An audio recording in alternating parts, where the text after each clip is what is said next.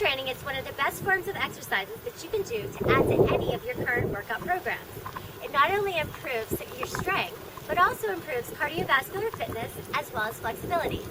I'd like to share with you some of my favorite kettlebell movements that you can do to add to your workout program. When you're choosing a kettlebell for your correct fitness level, make sure that you're not just choosing a light weight, because some of the exercises that you'll do require a heavier weight so that you use the momentum of the bell to push through the exercise. So you'll be able to feel it better and you'll get more results out of the exercise itself. So a little anatomy of the bell. Here's our kettlebell. This is the ball of the bell. This is what swings through the motion and actually propels the force and the power coming from your hips. This is the horn of the bell, or the handle. This is where you place your hands. So we have different hand positions. This is a double hand grip, and then you notice I'm placing my hands on the side of the horns so that it's easy for me to grab when I'm changing positions on single hand movements.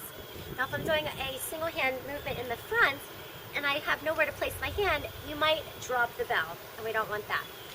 You also can turn the bell upside down, so you have the ball of the bell facing up and you're holding the horns by the sides to do certain chopping movements and other movements that are easier to hold from this direction.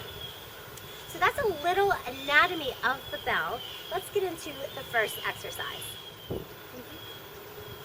Prior to beginning your kettlebell workout, be sure to warm up with some dynamic movements to warm up your spine. I'm going to start with a swing. Now we'll have a double hand grip, so my hands are placed onto the sides of the horns. As I do this, I have my feet parallel, wide at a distance apart, and I'm starting to swing the bell forward and back, not squatting. I'm just hinging from my hips, keeping my back straight. My core is engaged at all times, and I'm propelling with my hips to get the power to drive the bell up. Now I'm stopping the bell about chest level, but I'm slightly leaning back. You can take the bell well overhead, but for right now, we're just going to keep that bell swinging to chest level. So you're rocking through the hips, keeping the legs straight, core is engaged, and spine is straight. To take this into a single hand swing, I'm going to let go with one hand and swing both arms in the same direction. Now you notice I'm keeping the bell close to my same leg, same arm. That way, you keep it from hitting the other knee. And as I come into switch hands, after my desired reps, you're going to change hands at the top of the motion and do the same thing on the other side.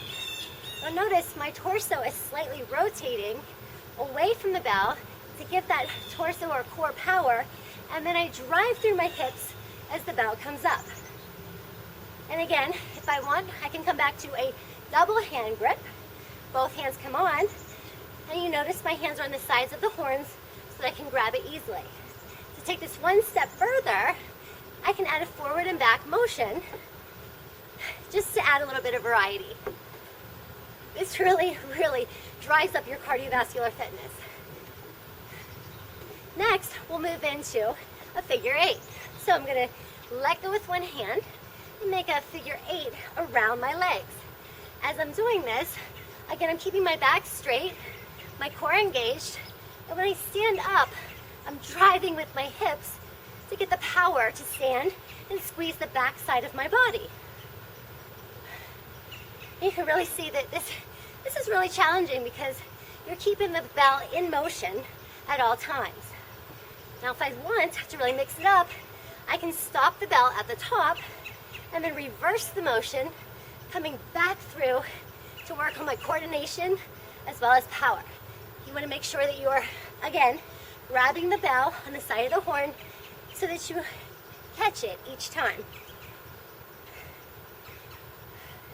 Next, I'll come into a high pull.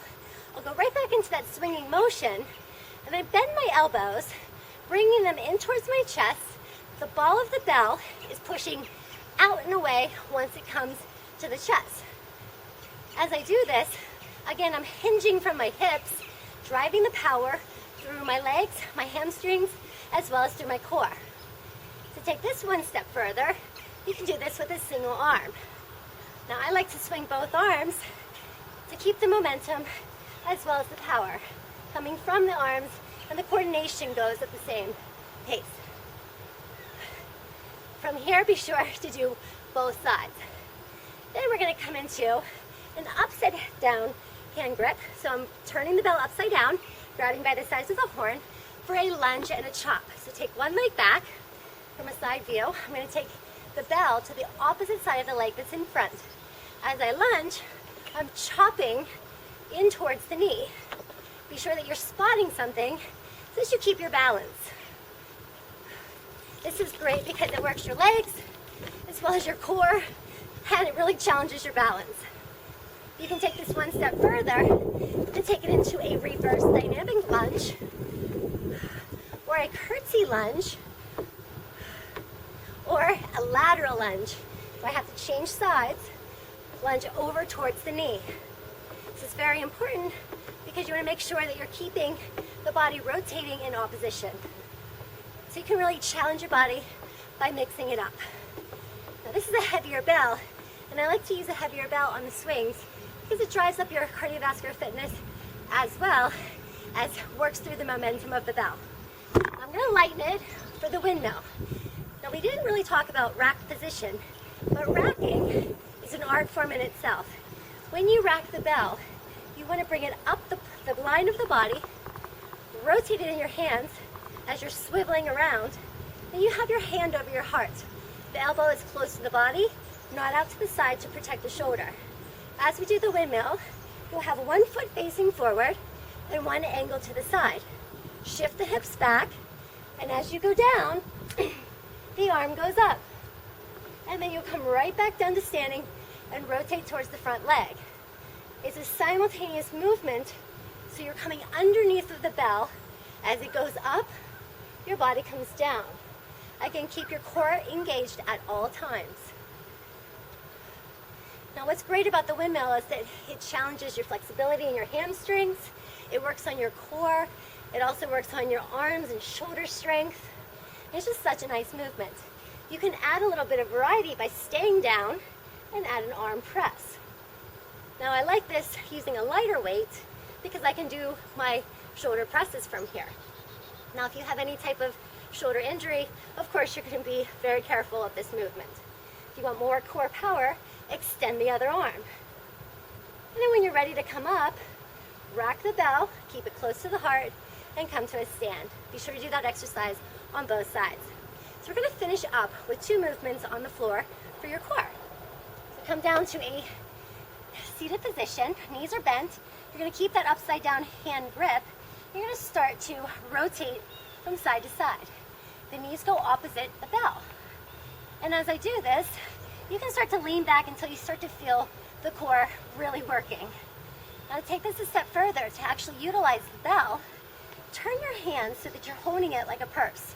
You're going to whip the bell from side to side. Again, the knees go opposite the arms. And you can just swivel that bell in the arms using the power of the bell. You can take the legs off of the floor to really challenge that core power. And then the last movement, you're going to come all the way down to a supine position, extend out through the arms. Again, with an upside down hand grip, you're going to roll and reach so the bell stays close to the body, roll up and touch the toe, and then articulate the spine back down. Again, you'll roll up, reach towards your shoes, and then roll back down. This is such a great movement because it really works your flexibility, your core strength, as well as upper arm power. A lot of men, you might want to use a heavier bell for this, but as you're doing it, make sure that you're really articulating and working through your core and your spine. And then once you're done with all of those, you want to make sure that you finish off with a few key stretches. So come onto your hands and knees. You'll round your spine into a cat stretch, and then arch your spine to release into cow. Do that a few times forward and back. Then you'll spread your knees, place one hand down, extend out through the arm, and shift the hips to the side. From right here, you can rotate into that kneeling windmill, and then you can circle the shoulder just to release some of the work that you just did. Be sure to do this on the other side. You're rotating over, reach the arm, circle the arm, and then come back down. You'll step forward into a nice kneeling lunge position. Extend the opposite arm. You'll lean back to feel the hip flexor open, as well as your quad, and a little bit through your hamstrings as you lean back. pull your toes back. So important to end your workouts with a nice stretch so that it helps to release the muscles, recover them, and get you ready for your next workout.